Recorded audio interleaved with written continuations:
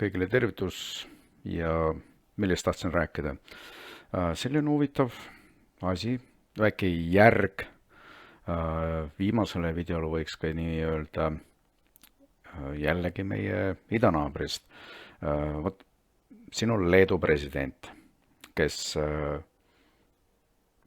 pärast Bideni väljaütlemist küsiti temalt, et kas ta võib samamoodi öelda, et Venemaa president Putin on mõrvar, killer.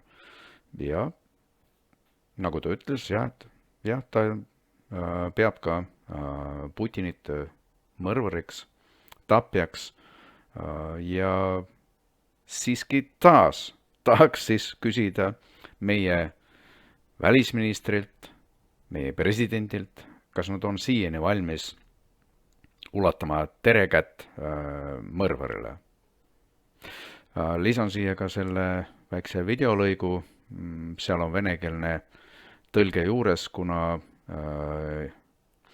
seal intervjuu oli loomulikult leedu keeles ja me ju enamus siin leedu keelest aru ei saa. Aga leedub palju inimesi, kes saavad ka aru meie idanaabri keelest. Можете ли вы, как президент Байден, назвать Владимира Путина убийцей?